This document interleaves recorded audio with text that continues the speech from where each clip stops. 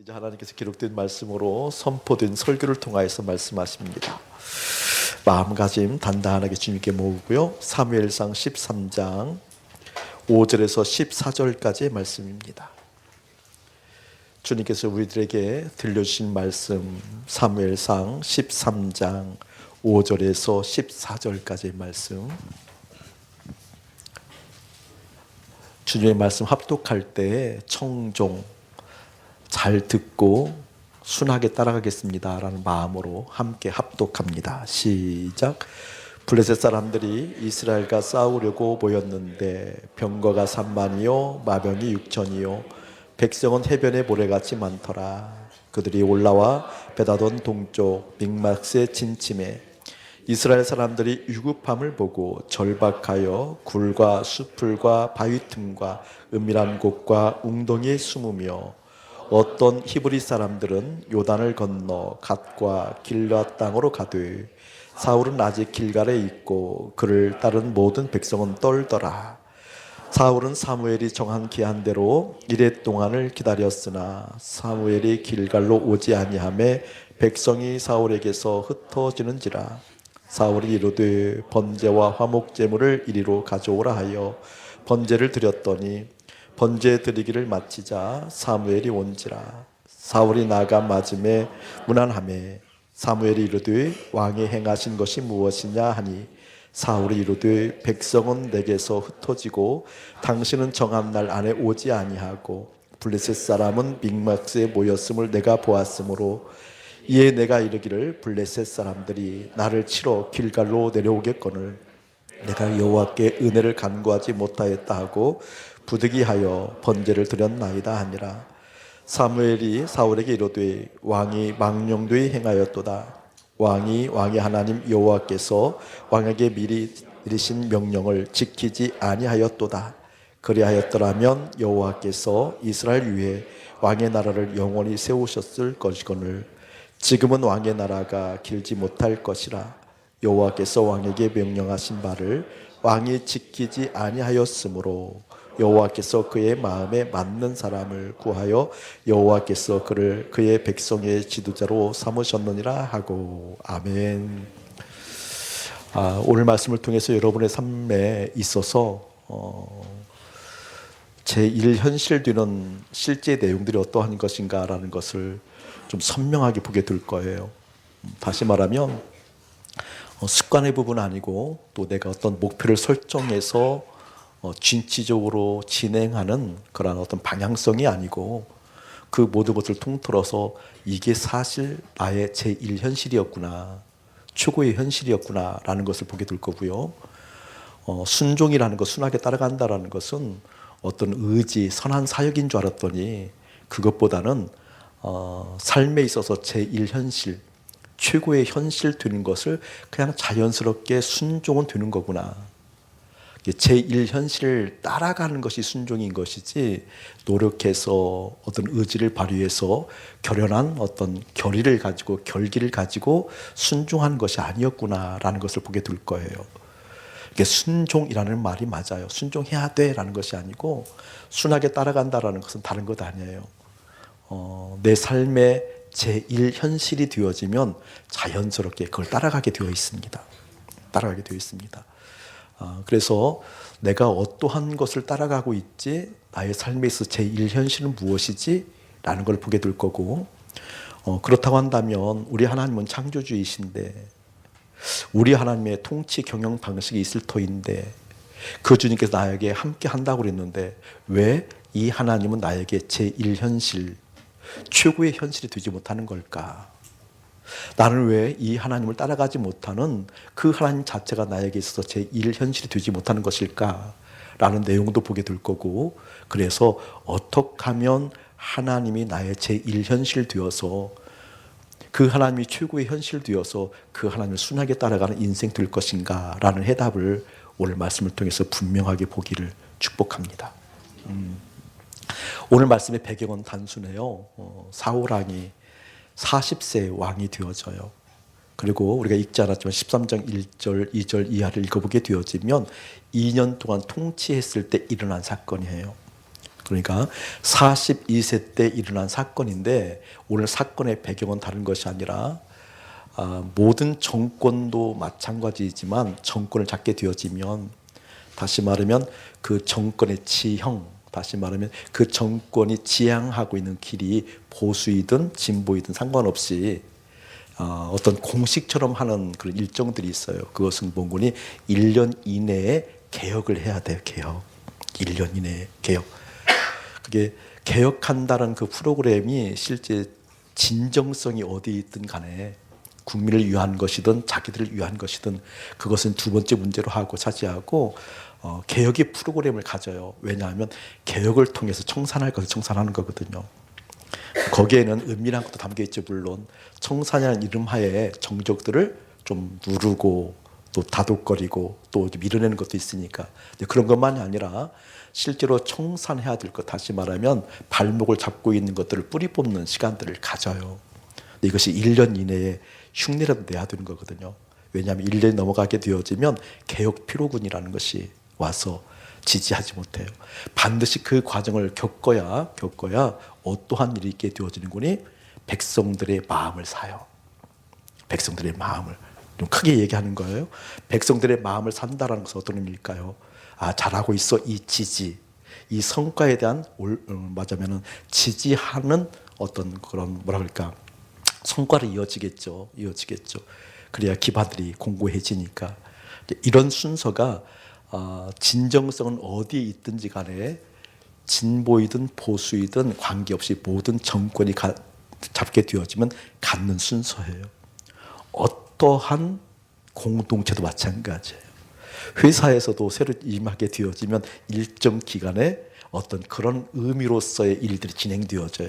이것이 인간사에 있어서 공식적인 거예요. 공식적인 거. 근데 오늘 이 사울왕이 지금 40세에 하나님의 은혜로 왕이 되었잖아요. 자기 힘으로 왕이 된 게 아니고 하나님의 은혜로 왕이 되었던 이 사울이 2년 차에 2년 이내에 어떤 사건 하나가 일어나는 거지. 그것이 무엇이고니 블레셋을 치기로 결정하는 거예요. 결정. 블레셋을 친다라고 했을 때 그 진정성이 어디 있는지 오늘 말씀을 보게 되거든요. 블레셋이 물론 이스라엘에 자주 침공을 하게 되어져서 이스라엘에게 커다란 영향력을 행사하게 되어지니까 그 영향력을 덜 받으려고 지금 이스라엘을 치는 어떤 개혁적인 작업을 하는 거예요. 그런데 사울에게 있어서 특별히 이스라엘에게 있어서 하나님 앞에서 이들의 관계는 어떤 관계이고니 선민의 관계잖아요. 하나님의 은혜로 왕이 되었고 하나님이 특별히 선택을 했고 선민된 백성이라고 한다면 하나님께서 분명하게 다스리고 인도하시고 역사하시고 채우시고 고치시는 걸 경험하는 백성이 이스라엘 백성이라고요. 그런데 지금 표면적으로는 사울의 입장이 블레셋을 치는 것은 무엇이고니 선민된 백성들을 괴롭히니까. 선민이라고 한다면 하나님 아버지가 계시는데 하나님에 대한 이미지를 훼손시키고 하나님에 대한 이미지를 왜곡시키는 거니까 그래서 그들을 친다라는 명분이 있어서 쳤는지는 모르겠어요. 그런데 결과적으로 진행 과정 속에서 결과적으로 보게 되어지면 그 진정성이 의심되어져요. 의심. 오늘 여러분들이 또 사랑하는 교회가 그리스도의 몸된 교회라고 고백하면서 머리 드신 예수님이라고 고백하면서 그분의 음성을 듣길 원합니다라고 고백하면서 실상은 그분의 음성보다는 내가 듣고 싶은 것, 내가 하고 싶은 것, 내가 두고 싶은 것, 내가 갖고 싶은 것을 향하여 달려갈 때 그분이 오셔서 내 삶에 개입하셔서 좀 도와줬으면 좋겠다. 그분이 오셔서 나에게 힘이 되었으면 좋겠다라는 그런 마음과 아마 별반 다르지 않을 거예요. 그렇기 때문에 오늘 사울의 위치, 사울의 마음, 사울의 어떤 이런 상태가 오늘날 우리 입장으로 받아들이길 축복합니다. 네, 그런 과정에 어떤 일이 있었는 거니 2년 차 때에 사울 왕이 3,000명 되는 군사를 모집합니다. 그리고 3,000명 중에서 2,000명은 사울 왕의 휘하에 두고 1,000명은 요나단 아들의 휘하를 주어서 바벨론 수비대를 공격해요. 공격하게 되어지니까 바벨론 수비대가 무너져 버렸어요. 자, 이 소식을 바벨론이 들었어요. 듣고 나서 바벨론에서 전쟁 동원령을 내리게 되어지죠. 동원령 내린 후부터 오늘 본문이에요. 자, 5절 다시 한번 볼게요. 그 배경 가운데 지금 블레셋 수비대가 공격당해서 무너진 과정 가운데 블레셋이 이렇게 해요. 블레셋 사람들이 이스라엘과 싸우려고 모였는데 병거가 3만이요. 병거가 3만이래요. 이스라엘은 지금 병력이 몇 명이라고요? 3,000명. 근데 여기는 병거만 3만이에요. 마병이 6,000명이에요. 백성은 해변의 모래같이 많더라. 그들이 올라와 베다돈 동쪽 믹맛에 진쳤어요. 이때 그 소식을 이스라엘 사람들이 들었어요. 듣고 어떠한 것을 느끼게 되어주는 거니? 유급함을 보고 네모쳐 놓으세요. 유급함을 보고 절박하여, 일 쳐놓고 절박하여 글 줄 그어놓으세요. 절박하여. 유급함을 보면 믿음의 사람 중에서 이러한 사람들이 있다. 어떻게? 절박해지는 사람들이 있다. 자, 그리고 굴과 수풀과 바위 틈과 은밀한 곳과 웅덩이에 숨으며 즐거워놓고 2번. 유급함을 느낄 때 숨는다. 절박해진다. 숨는다. 자, 어떤 히브리 사람들이에요? 어떤 히브리 사람들은 요단을 건너 갓과 길앗 땅으로 가드에 줄거 놓으세요. 3번. 도망갔다라는 거죠. 도망갔다라는 거예요. 가드에 3번. 자, 사울은 아직 길갈에 있었어요. 그런데 사울을 따르는 백성들은 어떻게? 떨더라. 줄거 놓고 4번. 떨더라. 4번. 이렇게 줄거 놓으세요. 자, 여러분 저를 한번 보실래요? 지금 사울 왕이 그리고 이스라엘 백성들이 블레셋을 쳤어요. 친 내용은 블레셋이 이스라엘에게 자주 와서 영향력을 끼치기 때문에 막는다는 명분이었어요. 자, 왜 막는다는 명분이 있는 거니? 우리는 선민이야, 우리는 하나님이 계셔라는 그 믿음, 그 호기를 가지고 그들을 쳤어요. 그런데 그들이 대군을 이끌고 쳐들을 준비를 할 때 어떻게 됐다라는 거예요? 유급함을 느꼈다라는 거예요. 유급함을 느껴서 어떤 심령이 되었는 거니? 절박한 심령이 되었고 숨었고 도망가고 떠는 상황이 되었다라는 거예요. 자, 여러분 이상하지 않아요? 선민이라고 여기면서, 그리고 유일한 하나님이라고 여기면서, 그 하나님이 창조주 하나님이라고 여기면서, 그 하나님이 실제 나와 함께 한다고 여기면서 그 믿음을 가지고 호기 있게 공격했잖아요. 공격했는데 공격해서 이겼어요. 수비들을 쳤어요. 그런데 그들이 재정비하고 다시 쳐들어올 때 어떻게 됐다라는 거예요? 이건 위협을 느꼈다라는 거잖아요. 수비대 정도는 이러한 병력이 아니었겠죠? 네, 지금 우리가 가지고 있는 병력보다, 준비된 병력보다, 지금 내가 가지고 있는 내용보다 더 큰 내용으로, 큰 병력으로 올 때 무엇을 느꼈다라는 거예요? 큰 유급함을 느꼈다라는 거예요. 여러분의 혹시 여러분의 신앙생활을 하는데 하나님과 관계가 이처럼 되어 있지 않나 정직하게 볼 필요가 있어요. 나는 하나님 믿어. 하나님 살아계셔. 하나님 창조주이셔. 그런데 여러분의 인생에 재정의 유급함이 왔을 때, 저는 많은 분들 보거든요. 건강의 유급함이 왔을 때 많은 분들 보거든요. 여러분의 삶의 자리, 직장의 유급함이 왔을 때, 사업의 유급함이 왔을 때 제가 많은 분들 보거든요. 여러분의 관계에 있어서 유급함을 왔을 때, 그때도 호기 있게 그 믿음으로 나는 창조주 하나님 앞에 있어. 그 하나님으로부터 선택받은 선민이야. 그 하나님께서 역사하신 하나님의 손길이 있어. 라고 그때에도 이야기하는 분들을 적게 봐요. 거의 못 보아요. 그때도 호기 있게 그래 난 만군의 주 여호와 이로 나가 라고 이야기하는 사람들을 못 보아요. 왜 그럴까? 여러 가지 이유가 있겠지만 오늘 제목에 근거하게 되어지면 먼저 그것을 보세요. 무엇을 보는 거니? 우리는 삶에 있어서 나에게 압도하는 현실적인 문제가, 나를 압도하는 현실적인 문제가 닥쳤을 때 그 압도하는 그 현실이 나를 이끌어 간다라는 사실을 꼭 놓치지 않길 축복합니다. 압도하는 그 현실이 내 마음을 지배하고, 압도하는 그것이 내 영혼을 지배하고 내 마음을 지배하고 사로잡아서 그것에 의해서 끌려간다라는 거 먼저 기억하시길 원해요. 자, 여러분, 유급함을 보고 절박했다라고 했는데, 절박하다라는 얘기는 뭐예요? 마음이 위축됐다라는 거죠. 여러분, 마음이 오그라졌다 그 뜻이잖아요. 절박하다는 것은 그 문제에 집중했다 그 뜻이잖아요. 그 문제만 보이는 거잖아요. 절박한 어떤 문제에 대해 유급함이 왔을 때 그 유급함에 대해서 절박하면 그것만 보이는 거잖아요.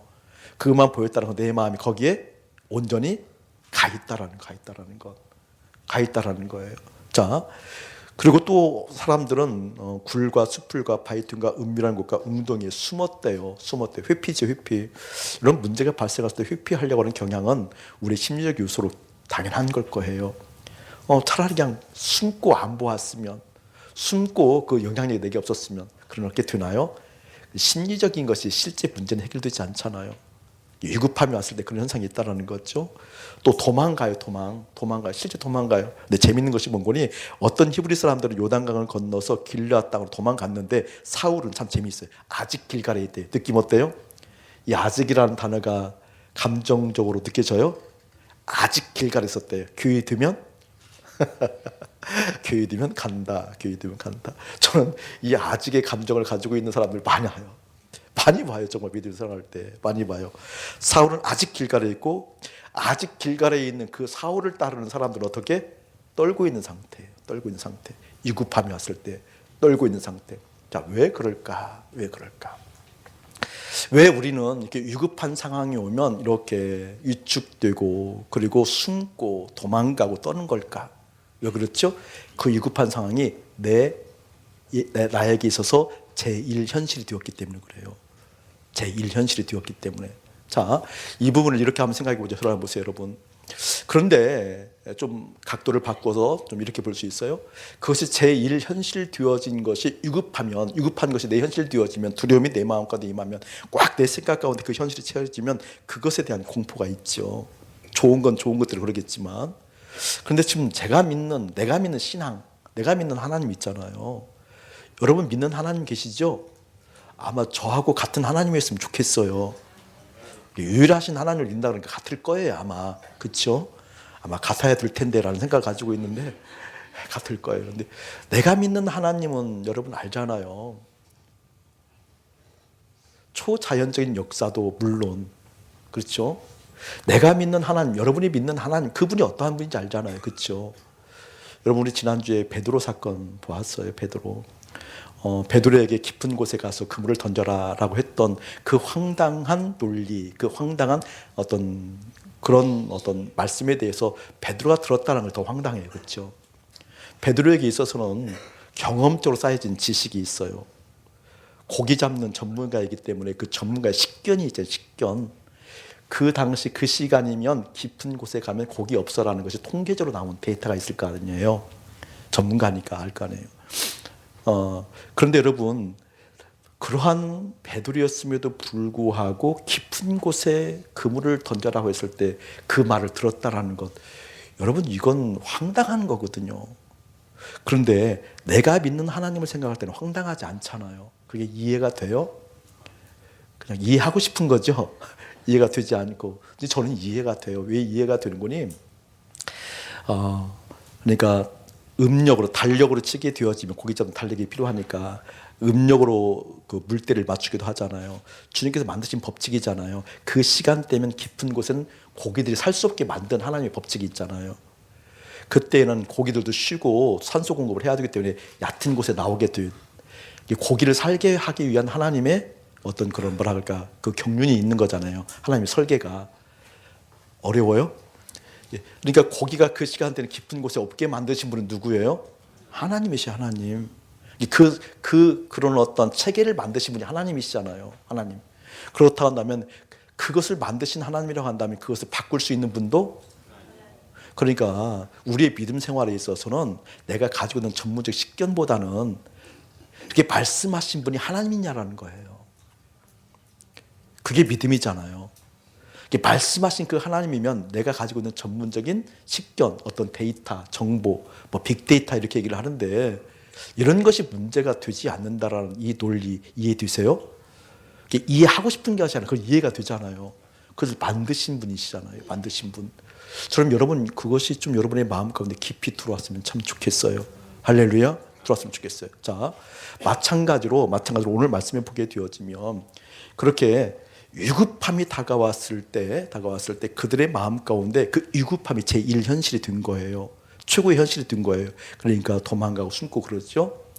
근데 내가 만난 하나님, 우리 하나님이 나의 제1현실이 되었을 때, 그때는 다른 양상이 벌어졌을 거예요. 그렇죠? 그런데 지금 위급한 상황 가운데 그 하나님이 나의 제1현실이 되지 못했어요. 이것은 무엇을 의미하는 거요? 우리의 믿음 생활을 볼 수 있는데, 그때에는 이 하나님이 창조주 하나님이 아니라 관념의 하나님, 다시 말하면 내가 만들어낸 하나님, 종교의 신으로 전락하고 맙니다. 종교의 신으로. 이게 저는 어쩌면 좀 심각한 얘기를 좀 부드럽게 목사님 참 가라앉혀서 얘기하는데, 지금 현대 우리가 믿고 있는 신앙생활이라는 것을 빛깔로 보고 실제로 보게 되어지면 어쩌면 종교의 신을 섬기고 있는 거지, 살아계신 하나님이 나의 제1현실이 되어서, 나의 최고의 현실이 되어서 그분께서 하신 일을 보고 싶어하는 실제 관계적 믿음은 아니지 않는가라는 것을 이야기합니다. 혹시 여러분들이 믿고 있는 하나님이, 혹시가 아니라 실제 그런 것 같아요. 창조주 하나님을 믿는 것이 아니라, 그 창조주 하나님을 믿는다는 하나님, 그 하나님이 나의 제1현실이 될 텐데, 그게 아니고 나의 염려가, 내가 하고 싶은 것이, 내가 되고 싶은 것이 제1현실 되어져 그 하나님이 종교의 신으로 전락하고 있는 것은 아닌지 여러분 꼭 보기를 축복합니다. 지난주에 많은 분들이 하나님께서 주신 말씀 중에서 좀 깊이 서로께 용감히 받았던 부분들을 좀 나누었는데, 많은 분들이 그런 얘기를 하는 것 같아요. 목사님, 지난주 말씀을 통해서 육신의 지혜로 살아간다는 것이 무엇인지 선명해졌어요. 하나님의 은혜로 살아가야 되는데 육신의 지혜로 살아간다는 것이 뚜렷해져서 얘기하더라고요. 지난주 말씀드렸잖아요, 여러분. 우리가 육신의 옷을 입고 육신을 입고 있기 때문에 형성되어진 가치가 있어요. 육신이 있기 때문에 세워진 세계관이 있다고, 세계관. 육신이 있기 때문에 이런 것이 가치가 있어, 이런 것이 좋아 라고 형성되어진 것이 있다니까요.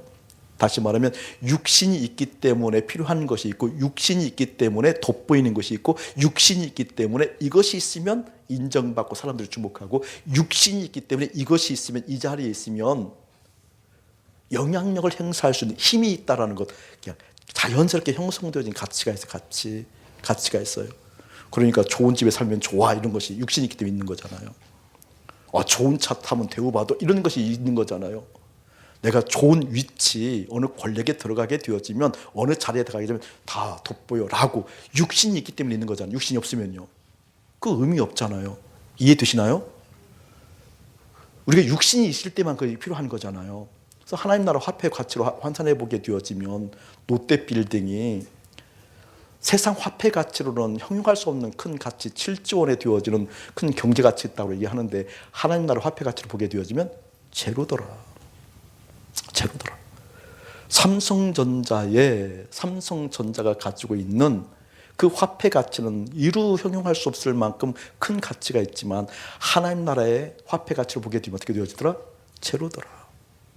이런 문화적인 측면도, 그런 측면도, 4차 산업이든 뭐 한글이든, 그게 구글이고 애플이든 간에 그 모든 위대한 업적이 세상 화폐 가치로 보게 되어지면 크고도 크지만, 하나님 나라의 화폐 가치로 보게 되어지면 어떻게 되어지더라? 제로더라. 그런데도 하나님께서 왜 그것을 허락하시는가 중요하잖아요. 왜 하나님 나라의 화폐 가치는 제로인데 왜 우리에게 허락했을까? 중요한 부분이거든요. 그러한 현상에 현혹되지 아니하고 그때도 하나님을 선택하라고. 그럴싸한 그런 것들에 넘어가지 아니하고 그때도 마음 지키며, 위급한 상황이든 세상을 이끌어가는 힘, 가치이든 그때에도 하나님과 관계, 하나님과의 지속한 친밀함 속에서 하나님을 선택할 수 있는 힘을 기르라고. 아멘. 이게 그 말이에요, 그 말. 오늘 사울이 위급함을 보고 이러할 때 그 하나님이 제1현실 되었다고 한다면, 하나님 나라의 화폐 가치는 제로, 이 두려움 아니야, 정말 만군의 주 여호와 계셔 라는 것이 있어 그 하나님을 선택할 수 있었다고 한다면 다른 양상이 벌어졌을 텐데, 여러분 여기 한번 읽어보시기 바랍니다. 12절 시작. 이에 내가 이르기를 블레셋 사람들이 나를 치러 길갈로 내려오겠거늘 내가 여호와께 은혜를 간구하지 못하였다 하고 부득하여 번제를 드렸나이다. 여기 보게 되어지면, 자, 블레셋 사람들이 나를 치러 길갈로 내려오겠거늘, 치러 갈 때는 언제이고 또 치러 오니까 이렇게 두렵게 여기냐고. 그 부분도 재밌는 부분이에요. 사울 왕이 뒤에서 누구의 은혜로요? 그런데 자기가 진짜 왕인 줄 알아요. 나중에 그 부분도 심리적으로 보면 너무 재밌어요. 하나님의 은혜로 왕된 사람이거든요. 근데 자기가 왕인 줄 알아요. 그것을 못 깨달은 깨갱깨갱 지금 거리는 거예요. 너무 행간을 압축했나? 어쨌든 그런 게 있어요. 다음에 봅시다. 자, 블레셋 사람들이 나를 치러 길가로 내려오게 했거든. 어떻게? 내가 여호와께 은혜를 간구하지 못하였다. 내가 내모쳐 놓으시고요. 여호와께 은혜를 두 줄 그어 놓으시고 간구하지 못하였다. 내모쳐 놓으세요. 내가 여호와께 은혜를 간구하지 못하였다. 자, 그리고 목사님 보세요. 줄 긋는 시간 오래 걸리지 않아요. 목사님 보세요. 중요한데 이 원어가 더 다가오는 이야기예요. 내가 여호와께 은혜를 간구하지 못했다. 그래서 원어를 보면 하나님의 얼굴을 얻지 못했다 이 뜻이에요. 내가 여호와께 은혜를 간구하지 못했다, 기도하지 못했다 이 뜻이 아니고 원어로 보면 어떤 뜻이 더 가까운 거니 하나님의 얼굴을 얻지 못했다 그 뜻이에요. 하나님의 얼굴을 얻지 못했다는 것은 뭐예요? 지금 하나님 함께 한다라는 거예요? 함께 하지 않는다라는 거예요? 하나님께서 얼굴을 얻지 못했다라는 것은 하나님이 보시는 것이 중요하다라는 거예요? 내가 보는 것이 중요하다라는 거예요? 하나님 얼굴을 얻지 못했으니까 하나님의 눈으로 본다라는 거예요? 내 눈으로 본다라는 거예요? 그 뜻이에요. 이게 그 뜻이에요. 하나님의 얼굴을 얻지 못하니까 어떻게 부득불 어떻게 해요? 번제를 드렸대요. 번제를 드렸대요. 자, 이 부분이 오늘 보고 싶은 거예요. 왜 하나님을 얻지 못했음에도 불구하고 하나님의 얼굴을 얻지 못했음에도 불구하고 부득불 번제는 드렸을까? 이게 우리 신앙생활 폭로되는 대목이거든요. 자, 여기 읽어봅시다. 8절 목사님 읽을게요. 사울은 사무엘이 정한 기한 대로 이레 동안을 기다렸으나 사무엘이 길갈로 오지 아니하매 백성이 사울에게서 흩어졌대요. 백성이 흩어졌어요. 떨던 백성이 이제는 어떻게 된 거예요? 흩어졌어요. 아직 도망가지 않은 사울을 따랐던 백성들이 떨었어요. 떨었던 백성들이 이제는 어떻게 해요? 아직이 아니라 이제 도망가는 거예요. 도망갈 때 9절 사울이 이르되 번제와 화목제물을 이리로 가져오라 하여 번제를 드렸더니 10절 여러분 시작. 번제 드리기를 마치자 사무엘이 온지라 사울이 나가 맞으며 무난하매 11절 시작. 사무엘이 이르되 왕이 행하신 것이 무엇이냐 하니 사울이 이르되 백성은 내게서 흩어지고 당신은 정한 날에 오지 아니하고 블레셋 사람은 빅마스에 모였음을 내가 보았으므로 라고 해서 하나님의 얼굴을 얻지 못했음에도 불구하고 번제를 드렸다 그 뜻이잖아요. 자, 중요한 장면이에요. 여러분 저를 한번 보실래요? 사울에게는 어떤 공식이 있었던 것 같아요. 어떤 공식이 있었는군요. 전쟁 나갈 때는 번제 드려야 돼. 실제 그랬죠. 이스라엘 구약을 읽어보면 전쟁 나가기 전에 반드시 누구의 지시를 받아요? 주님의 지시를 받아요. 주님의 지시를 받기 전에 어떻게 해요? 번제 드리잖아요. 희생제물 드리고 화목제물 드리고 하나님과 관계를 공고히 한 다음에 그분의 음성을 듣고 그분께서 하라는 대로 하는 거잖아요. 다윗이 어디를 가든지 이기게 하셨더라. 아멘. 누가? 하나님께서. 사울에게는 그 공식은 있는 거예요. 전쟁 나가면 반드시 하나님께 번제 드려야 돼. 그리고 이 번제를 통해서 하나님께서 역사하셔. 지금 우리가 쫓기고 있지만 하나님께서 역사하시면 이 천하 만군처럼 여겨지는 이 대군들을 이기게 될 거야 라는 공식은 있어요. 공식은 있어요. 그런데 이 공식을 대입한 것이 좋은 믿음이라고 여기는데 결코 그렇지 않다라는 거예요. 자, 이것을 좀 뒤집어서 얘기하게 되어지면 사울에게 있어서 제1현실이 무엇이에요? 지금 여러분 공포잖아요. 문제잖아요. 유급함이잖아요. 유급함. 저게 제1현실이잖아요. 그 제1현실 되어진 문제를 해결하려고 지금 누구를 데려오는 거예요? 하나님을 데려오는 거잖아요. 예배를 드리는 거잖아요. 여러분 예배는 뭐죠? 여러분의 언어로 얘기해서 시작. 하나님을 최고로 사랑하는 게 예배죠. 아멘. 아멘. 근데 지금 나의 제1현실은 하나님을 사랑하는 것이 제1현실이 아니고 어떤 것이 제1현실이라는 거예요? 문제가 유급함을 풀려고 지금 뭘 가지고 있는 거예요? 하나님을 끌어들이고 있는 거예요. 여러분 그렇기 때문에 제1현실이 무엇인가 대단히 중요해요. 자, 여러분 다시 한번 얘기할게요. 번제는 무엇이라고 했어요? 번제. 왜 성막의 번제가 그렇게 중요하다고 그랬죠? 번제는 무엇하는 곳이에요? 누가 죽는 곳이에요? 내가 죽으면 뭐가 죽어요? 문제 죽어요. 아멘. 근데 번제를 드리는데 그 문제는 그대로 가지고 있어요. 나의 제1현실은 그대로 가지고 있어요. 근데 번제를 드렸대요. 그 번제를 드린 거예요? 드린 것 아니에요? 왜 그럴까요? 하나님이 제1현실 아니기 때문에.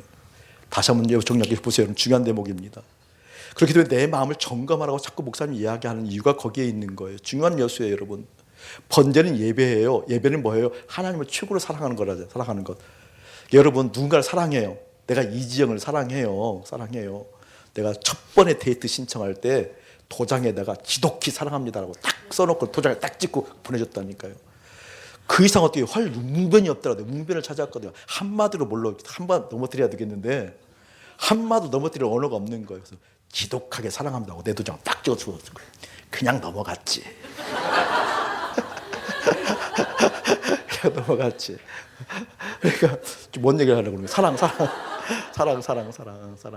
사랑은 내 마음의 최고인 거예요, 최고로 채워져 있는 거잖아요, 사랑은. 그러니까 사랑은 최고로 채워져 있어야 되는데 그게 예배인데 사울에게 최고로 채워진 건 뭐예요, 여러분?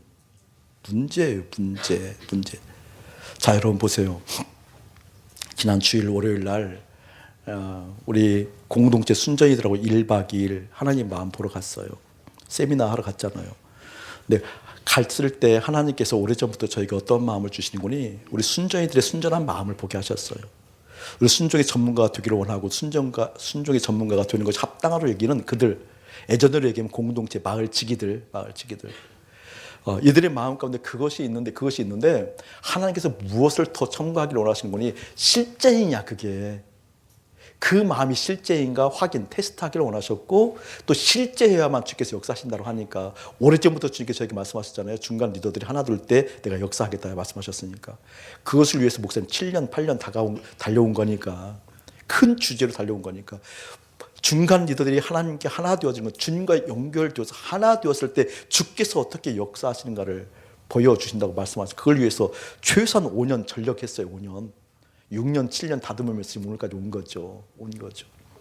순전이들에게 그러한 마음을 주셔서 제가 오랫동안 기도하면서 하나님께 받은 마음이 있어요. 그래, 이곳에 계신 우리 주님을 경험하게 했으면 참 좋겠다. 그렇게 주님께 올려드릴 때 주님께서 말씀하셨어요. 이곳에 계신 주님을 경험해야 된다. 첫날 가서 우리 아무것도 하지 않았어요. 숙소에 들어가기 전에 보통 숙소에 들어간 다음에 나와서 밥을 먹는데 이번에 숙소 들어가기 전에 밥을 먹었어요. 일부러 의도적으로. 그때 좀 뭐 다른 것도 좀 취하고 숙소 들어가면 그 하나님 마음 보고 그러려고. 그래서 우리가 한 것은 하나님께 예배 드리는 거예요. 예배. 다시 한번 얘기할게요. 예배는 뭐라고요? 하나님을 최고로 사랑하는 거. 예배는 하나님을 최고로 사랑하죠. 예배. 더 이상 사랑하고 사랑할 수 없는 마지막 사랑이 예배잖아요. 더 이상 표현할 길 없는 것이 마지막 예배잖아요. 사랑하다가 그 사랑의 끝은 뭐예요? 경배로 나타나는 거잖아요. 그러니까 하나님을 예배한다고 했을 때 사랑을 표현하는 것이기 때문에 가장 하나님을 사랑한다고 표현하기 좋은 것이 뭐예요, 여러분? 언어예요, 언어. 맞습니까? 마음이 따라가는 언어. 아멘. 언어가 가장 잘 되는 게 뭐예요? 기도잖아요. 기도로 사랑 고백한 거예요, 우리가. 그냥 순교애들 20몇 명이 모여서 주님 사랑한다고 그 고백한 거예요. 그냥 특별히 어떤 형식 취하지 않고 둘러앉아서 주님 사랑한다고. 주님 사랑하지는 못하는 이 마음 어떡하냐고. 주님 사랑하지 못하는, 주님이 채우지 않은 이 마음 용서해달라고. 그런데 주님 사랑한다고. 기도하다가 이번에는 어떤 사랑의 고백을 해요? 곡조가 있는. 그게 뭐예요, 여러분? 그래서 예배 요소에 찬양이 기도가 있는 거예요. 그리고 그분의 음성을 듣는 설교가 있는 거고요. 그게 예배 요소예요, 예배 요소. 그것만 한 거예요. 찬양을 계속 부르다가 하나님께서 큰 감동을 목사님에게 주시면 수도업시켜서 그 말씀을 간단하게 듣고 간결하게 듣고 임팩트 있게 듣고 깊이 새겨지게 듣고 짧은 시간에 또 찬양하고 사랑한다고 얘기하고 찬양하고 사랑한다고 얘기하고 그리고 또 어떤 감동의 음성에 멈추고 다시 하나님의 음성을 듣고 이런 시간을 짧았는데 3시간이 쑥 지나갔더라고요. 그때 목사님은 사람들의 얼굴 표정을 굉장히 중요하게 여기거든요. 지금 이 표정은요 정말 놀라워요. 나는 이 하나님의 솜씨를 보는 거예요. 지금 여러분 몇 년 전 가봐도 이 표정 아니었어요. 어쩌면 이분 웃는데 눈을 이렇게 힘든지. 네, 이런 표정 아니었다니까요. 근데 우리는 지금 하나님 은혜를 겪고 있잖아요. 근데 순전이들이 얼굴이 이렇게 펴지는 걸 봤어요. 흐느끼는 사람, 우는 사람, 웃는 사람, 기뻐하는 사람. 적은 숫자이지만 지금 이곳에 계신 주님을 경험하는 거예요, 그들이. 이거 다 순전이들 있잖아요. 지금 이곳에 계신 주님을 경험하니까 다른 것이 의미가 없어요. 세상과 나는 간 곳 없고 오직 구속한 주님만 보이더라. 이때 어느 때예요? 그 하나님이 나의 제1현실이 된 때예요. 그때 그 하나님 어떻게 된 때예요? 최고의 현실 된 때라니까요. 바로 그때 어떻게 네가 나에게 마음을 아만하였느냐? 그러면 내가 너의 힘이 되어줄게 라고 하는 것이 신앙의 공식이라니까요. 여러분, 그러한 은혜를 꼭 사모하길 축복합니다. 아멘. 오늘 사울왕은 그런데 그렇지 않았잖아요. 쫓겼어요. 어려웠어요. 백성들이 흩어졌어요. 내가 어떻게 될까 봐 안절부절해요. 그 하나님의 제1현실 되어진 것이 아니라 그 환경, 그 문제, 그 위급함이 내 현실 되었다니까요. 여러분, 그 위급함의 현실을 가지고 예배 드린들 아니다 그 뜻이에요. 신앙생활 아니다 그 뜻이에요. 이제 복음이 제대로 들려져야 돼요. 신앙의 현 위치, 삶의 자리에서 제대로 읽혀져야 돼요. 아멘. 예수 이야기하지만, 복음 이야기하지만 그럴듯한 이야기들 이제 분별되어져야 돼요. 세상과 나는 간 곳 없고 구속한 주만 보이도다. 이것이 나의 간증이요, 이것이 나의 찬송일세. 나 사는 동안 끊임없이 구속한 주만 보이도다. 아멘. 실제라니까, 실제. 그리고 나서 수요일 날 우리 권사님들 만났어요. 우리 성찬 준비하는 권사님들. 우리 권사님들 소녀 같잖아요. 보통 교회 권사님들 드세요. 소녀 같잖아요. 목사님이 이제 모이라 그러니까 순한 소녀 같은 게 다 모인 거예요. 근데 걱정이 있었어요. 또 목사님 만나면 말씀을 나누면 할 텐데. 그러니까 설교도 한 번 더 듣고 또 속으로 기도했대요. 하나님 말씀 안 나누게 해주세요. 내가 어떤 목사님군요.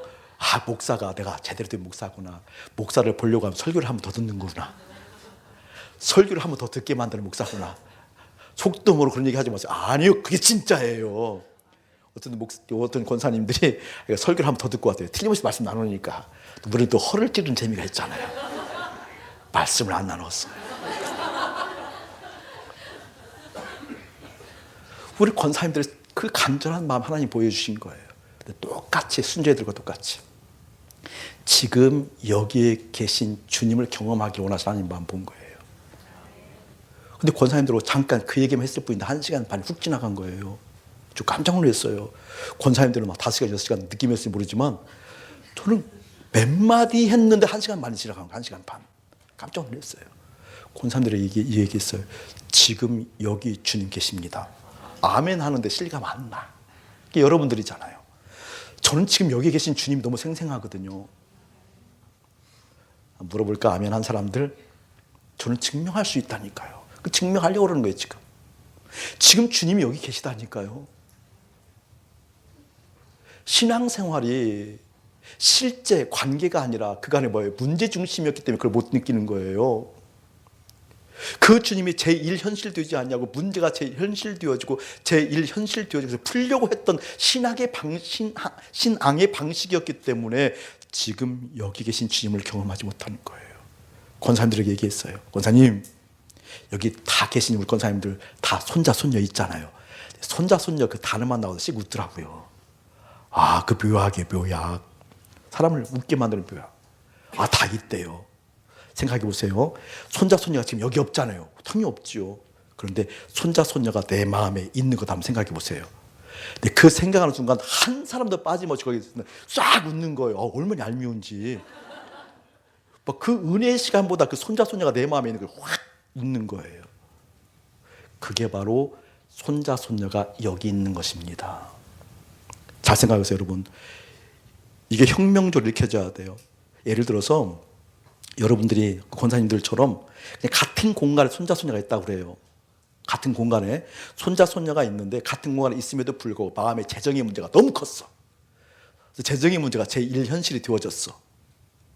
꽉 내 마음에 재정의 문제 채워져 있어. 그럼 같은 공간에 있어도 손자 손녀와 함께 있는 거예요? 안 있는 거예요? 중요한 차이입니다. 있는 건 아니에요. 부부가 한 이부자리에 들어가 있어도 옆집 아저씨를 생각한다? 같이 있는 게 아니라니까요, 그것은요. 근데 지금 없어요. 지금 예를 들면 손자 손녀가 없는데 지금 생각하니까 내 마음이 확 채워졌어. 이게 함께하는 거예요. 지금 여기에 계신 주님을 제가 할 수 있는 건 뭔가 지금 제 마음에 예수님 계시거든요. 채워져 있거든요. 지금 그분이 여기 계셔요. 그러니까 나는 그분을 의식하는 거예요. 할렐루야. 그게 제1 현실이라는 거예요. 이때 세상과 나는 간격도 없고 구속한 주만 보이는 거예요. 아멘. 한 사람 한 사람이 그렇게 주님과 연결되었을 때 그때 주님께서 역사하신 그 역사는 마병 3명, 군사 6,000명, 그들의 백성은 해변의 모래처럼 많다 할지라도 그것은 불면 그냥 꺼지는 실제 하나님의 손길을 경험한다는 사실입니다. 아멘. 그래서 제1 현실이 무엇인가 중요한 거예요. 하나님, 나는 문제에 더 이상 끌려다닐 수 없어요. 이 문제가 나를 채우고 이 염려가 나를 채우고 이 현실의 문제가 나를 채우는 거 싫어요. 물고기가 그 시간대에 낮은 곳에 가는 것을 하나님의 원리 가운데 하나님 창조하셨다고 한다면 그것도 바꾸실 수 있는 분이 나의 하나님이에요. 나 그 하나님으로 내 마음 채울 거예요. 이게 제 현실이에요. 여러분, 그때 순종은 되어지는 것입니다. 순종은 무조건 제 현실 되어진 걸 따라가게 되어 있어요. 게으름이 내 제1 현실이면 게으름 따라간다니까요. 내 속에 미움과 원망이 가득한 것이 가득 채워지는 제1 현실이면 당연하게 그곳을 따라간다니까요. 순종은요 노력이 아니에요, 여러분. 그래서 그리스도 몸일 때 순종의 전무가 된다고 얘기하는 거예요. 그래서 그것을 단 하나의 소원으로 소원하는 거예요. 바로 내 삶의 제1 현실 주님, 그 주님 되었을 때 그때 그 주님 따라갑니다.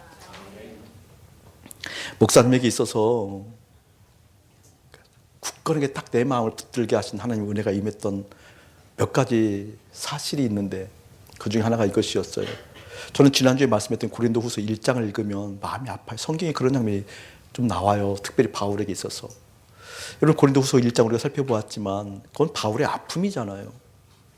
바울의 변호이기도 하고. 왜냐하면 고린도 교회가 바울을 인정하지 않은 거잖아요. 바울 거짓 선지자야. 바울 가짜야. 바울 하나님의 사람 아니야. 하나님의 사람 이럴 수 없어. 지금 누구에게 반기를 들은 거예요? 바울에게 반기 든 거잖아요. 물론 하나님께 한 거지만 지금 고린도 교회라고 일컬어진 그 공동체가 그랬다라는 거잖아요. 저는 그 말씀이 너무 힘들었던 거예요. 여러분이 느끼는 그 중압감 정도가 아니라 저는 정말 절망이었어요. 왜? 사도 바울도 이 공동체에서 이렇게 교회라는 공동체에서 공격을 당하면 나 같은 사람은 아니 사도 바울처럼 성령의 사람이요, 영감의 사람이요, 예언의 사람이요, 말씀의 사람이요, 능력의 사람이요, 열정의 사람인 이 사도 바울도 교회로부터 이렇게 공격을 당하고 아니라고 얘기하고 배척당하고 있다 한다면 나 같은 사람은 어떻게 살라고 하나님이 어떻게 나 같은 사람을 이렇게 말씀 사역들을 세워놓고 그럼 나는 어떡하라고, 이게 저를 또 얼마나 짓누르는지 몰라요. 아니 사도 바울도 이렇게 공격당하면 나 같은 사람은요. 그래서 저는 목사님들이 안쓰러워요. 사실은 제가 거기서 해답을 얻은 거예요. 제가 좋아하는 목사님이 이동원 목사님 계셔요. 이동원 목사님은 저에게 멘토와 같은 분이에요. 여러분 이동원 목사님 아시죠? 제가 신학을 이제 30대 신대원을 이제 후반에 했기 때문에 제가 늦게 신학을 했잖아요. 그러니까 두려움이 있어요, 두려움이. 왜냐하면 저는 한 번도 목사가 되고 싶은 생각, 그 꿈은 이만큼도 없었거든요. 일도 없었어요, 일도 없었어요. 저는 목사 그러면 늘 약자 이런 개념이에요. 하얀 고무신 신고 걸어갈 때 뒤에 여자들이 따라오고 그래서 뭐 이렇게 끼고 경건하게 이렇게 걷는 모습. 그리고 늘 교회에서 약자. 왜냐하면 저는 어렸을 때 교회 생활할 때 우리 교회가 목사님들이 7번, 8번 바뀌었거든요. 바뀔 때마다 그 늘 당하는 게 목사. 그래서 저희 어머니 그 감주 식혜 하면 엄마 저 불쌍한 아저씨 식혜 갖다 줘. 식혜 갖다 줘. 제가 그랬대요. 부치게 붙이면 저 불쌍한 아저씨 좀 갖다 주라고 그랬대요. 그렇게 좀 괜찮았던 것 같아요. 속이 그렇죠. 그랬대요. 저는 이제 늘 목사하면 약자에 대한 이미지가 있어요. 그래서 어려웠죠. 30대 중반 뭐 은총이 이제 뭐 초등학교 다닐 때 이미 신학을 했으니까 초등학교 다닐 때서 신학을 했으니까 쉬운 결정은 아니었잖아요. 두려움도 있고 염려도 있어요. 왜냐하면 한 번도 이런 걸 접해보지 않았으니까. 근데 그때 이동원 목사님의 설교가 저에게 교과서와 같았어요. 교과서와 같았어요. 이동원 목사님이요 책을 100권 이상 쓰신 분이에요. 별로 안 놀래네. 책 한 권 쓰셔 보셨어요? 제 책이 올해 6월이나 7월 달에 나오도록 김동민 목사님이 쓰셔야 돼요. 나와야 돼요. 준비되어 있어요. 책이 나올 거예요. 100권 이상을 쓰신 분이에요. 근데 제가 만나본 분 중에서 정말 인격적으로 제가 좀 과장해서 얘기하면 이만큼 흠도 없는 분 같아요. 여러분 그 교회가 3만 명 넘게 출석을 하잖아요. 목사 세계에서는 자다가 벌떡 일어나서 그냥 설교가 되는 사람 그럼 이동원 목사를 다 꼽아요. 그냥 설교가 되는 사람 하면 이분을 만나면 그 박식함, 그 겸손함 속에서 묻어난 그 박식함, 이건 막 감동이죠. 만나면 재밌어요. 그냥 유머로서 하고 재밌어요. 그리고 해안이 있어요. 해안이 지혜가 만나면 시원한 우리 후배 목사들을 만나면 그냥 아저씨 만나가서 이렇게 가슴에 만나 목사님이 이렇게 한 번만요 하면 이렇게 제가 그분으로 사진 찍으면 여러분 사진들 별로 안 봤을 때 사진 찍으면 꼭 제가 이렇게 팔짱을 끼는 유일한 분이에요. 보통 어른들이 저거 사진 찍을 때 어른들이 제 팔짱을 끼주고요. 제가 교만할 때가 있었거든요. 근데 그 교만할 때에도 유일하게 내가 팔짱을 끼는 분이 이동원 목사님이에요. 목사님, 그 목사님이 이렇게 좀 조크를 해요. 누구더라? 이렇게 팔짱을 이렇게 딱 끼고 그랬던 분이에요. 근데 이분은 인격적으로 된 분이고 실력은 말할 것도 없고 영성, 여러분 한국교회 깊은 영성을 안내해 준 분이에요. 그게 탁월하면 말할 수 없죠. 근데 이분이 몇 개월 전에 시를 하나 그 지구촌 교회에서 발표를 했어요. 그래서 그것 때문에 큰 반향을 불러일으켰어요. 시 내용이 이런 거예요. 다른 내용이 아니라 이런 내용이에요. 내가 너무나 힘들고 어렵다. 내 마음이 너무 아프다. 그런데 3만 명 되는 교우 중에 이 마음을 나눌 사람이 없다. 근데 이 시를 낭송하니까 교회가 또 난리가 났어요. 목사님 어떻게 그럴 수가 있냐고. 3만 명 되는데 어떻게 마음 나눌 사람이 없다고 그러냐고. 또 어떤 사람들은 목사님 마음이 얼마나 힘들면 그렇게 했냐고 이렇게 얘기하는 사람들. 그런데 문제는 그런 이동원 목사님을 공격하는 사람들이 있더라는 거예요. 끌어내리는 사람들이 있더라는 거예요. 난 충격을 받았어요. 어떤 사람이길래 이동원 목사님을 공격하는가? 혹시 그분은 이 피부 조직이 금으로 돼 있나? 혹시 혀가 다이아로 돼 있어서 진짜라니까 이 생각이 어떻게 이동원 목사님 같은 분을 공격할 수 있지? 그분을 마음에 든다고 얘기하는 수 있는 거지? 저는 앞뒤 안 보고요. 그렇게 말하는 사람들 정말 큰일 날 거예요 아마. 나 같은 사람께 말하면 좋은데 이동원 목사님 같은 분을 공격한다? 이것은요. 제가 고린도 후서를 보면서 일찍 깨달았다니까요. 뭘 깨달은 줄 아세요? 이게 영적 세계구나. 사도 바울을 공격하는 그 환경을 보면서 깨달았다니까요. 정한 것이 있다니까요. 이게 영적 세계라고 한다면 나 지금부터 사람들의 사람으로 살지 않고 하나님의 사람으로 살 거야. 이게 영적 세계라고 한다면 사람들의 비위나 사람들의 분위기를 쫓아가고 그걸 목회하지 않고 나 하나님의 낮 곳을 살필 거야. 그걸 깨달았다니까요. 때로는 그것을 넘어지고 좌절했지만 그 중심 잃지 않았다니까요. 때로는 실수도 했지만 그 중심 잃지 않았다니까요. 저는 몰랐어요. 그것이 나에게 제1현실 예수님으로 인도한다는 것을. 바로 오늘 그걸 얘기하는 거예요. 환경 따라 분위기 따라 흘러가는 인생이 아니라 이게 영적 세계라고 한다면, 사도 바울도 공격당하고 이동원 목사님도 공격당한다면 나 일찌감치 예수님께 올인할 거야. 다 그 예수님을 붙들고 그 예수님 바라보며 살 거야. 여러분의 삶에서 그 예수가 제1현실 되어지기를 예수님을 축복합니다. 어떻게 그게 가능한가? 십자가. 나는 날마다 죽노라고 고백했던 그 바울처럼 예수님과 연합함으로 말미암아 십자가. 아멘. 우리 순교자들이 얘기했어요. 나는 날마다 죽노라고 고백했던 그 부분이 너무 중요한 부분이 있다. 날마다 죽는데요. 그 뜻이 무엇인지 아세요, 여러분? 왜 많은 사람들은 너 죽었다며? 왜 죽었는데 또 그러지? 그 말이 틀린 거예요. 왜 죽었는데 왜 이래? 그 말이 틀린 거라니까요. 날마다 죽는 것이 성경이기 때문에. 죽었다며? 죽었는데 왜 또 그래? 그것이 바로 불순종이에요, 그 말이. 저는 그걸 깨달은 것 같아요. 날마다 죽는다. 이 말처럼 우레스러운 말이 없어요. 그 십자가에서 예수님과 함께 연합함으로 말미암아 날마다 죽은 내가 그 예수님과 연합하였으니 나 이 예수님 낮고 살핍니다. 나 그 예수님 따라갑니다. 그 예수님이 제1현실 되어져 현실 되어진 예수님을 따라가는 그 순종, 그 순종이 우리의 삶에서 실제 되어지기를 예수 이름으로 축복합니다. 사랑하는 교회 여러분, 날마다 십자가에서 죽는 그 은혜 여러분에게 있어요. 주님께서 주셨어요. 그때마다 내 삶에서 제1현실 되어진 것, 예수님과 함께 죽어야 됩니다. 죄는 덮여지는 거예요.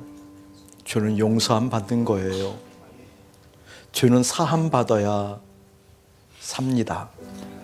그러나 자아는 죽어야 삽니다. 죄는 용서함 받는 거지만 자아는 죽어야 됩니다. 죽지 않은 자아는 결코 용서함 받지 못합니다. 많은 사람들이 이야기해요. 많은 육신의 지혜는 이야기해요. 하나님의 은혜를 경험하지 못한 사람들이 이야기해요. 하나님의 얼굴을 얻지 못한 사람들이 이야기해요. 어떤 이야기 하는 줄 아세요? 자아 실현을 통하여 하나님께 영광을 돌리라고. 자아 실현이 인생의 목적이라고, 목표라고. 아니요, 성경은 단호하게 얘기합니다.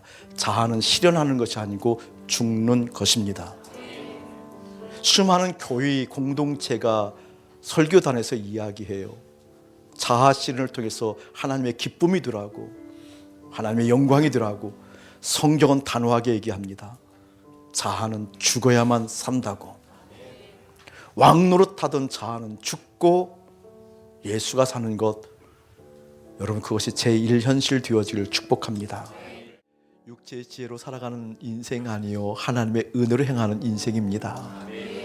하나님의 얼굴을 얻지 못하고 살아가는 인생이 아니라, 그래서 내 마음대로 번제드리는 인생이 아니라 그 번제단에서 내가 죽고 예배 드리는 인생입니다. 그 주님이 내 마음에 계셔 그 주님을 사랑하는 마음이 제1현실 되어져 문제야 염려야 나사렛 예수 그리스도 이름으로 명하노니 떠나가라 라고 얘기하는 그 믿음의 담대함이 나의 제1현실입니다.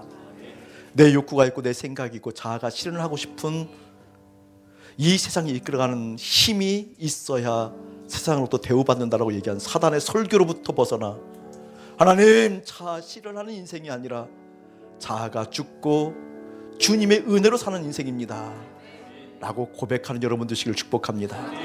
이제는 우리 주 예수 그리스도의 은혜와 우리 아버지 하나님의 극진하신 사랑하심과 성령 하나님의 감화감동 교통하심이 순종은 제1현실을 쫓아간다, 최고의 현실이다라는 그 의미를 깨닫고 주님 앞에 있는 거룩한 백성들 가운데 이대로부터 영원궁토록 함께할지어다. 아멘.